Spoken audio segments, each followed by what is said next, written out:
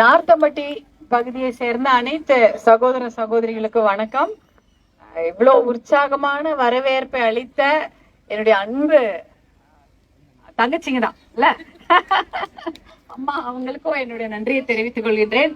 நீங்க வரும்பொழுதே என்னை பாசமாக வரவேற்ற என்னுடைய அன்பு சகோதரர்கள், அண்ணன் தம்பி, இவங்க எல்லாருக்கும் என்னுடைய அன்பான நன்றிகளை தெரிவித்துக் கொள்கின்றேன். இந்த பகுதியில எப்பொழுதுமே ஒரு உற்சாகம், ஒரு பாசம், ஒரு அன்பு எப்படியுமே அது கிடைச்சிரும். அப்ப எவ்வளவு வெயில் இருந்தாலும் சரி, இப்ப மர நிழல் இருந்தாலும் சரி, நான் வெயிலையும் வந்தேன், அப்பயும் நீங்க எனக்கு இவ்வளோ ஆசையா வரவேற்பு அன்பாக தந்தீங்க. அதே போல இப்பயும் கொடுத்திருக்கிறீங்க.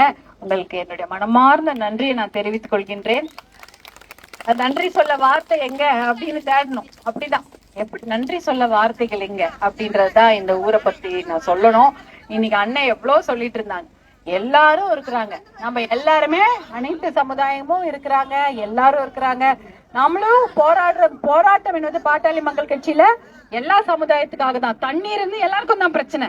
இதான் ஏரின்னு காட்டுறீங்க, தண்ணியே இல்ல இல்ல, அதான் ஏரி பக்கத்துல நம் கை காட்டும் தூரத்துல ஏரி இருக்கிறது. ஆனா ஏரி என்றால் என்ன?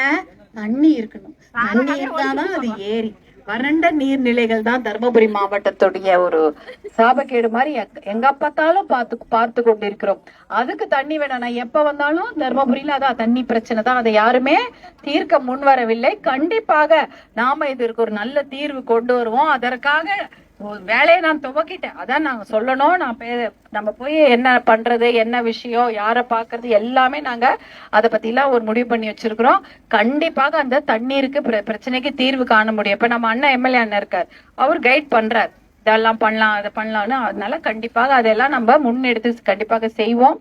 அதே சமயம் நான் இங்க வந்த உடனே என்ன சொன்னாங்க, 3 சந்து கடை இருக்குது அப்படின்னாங்க.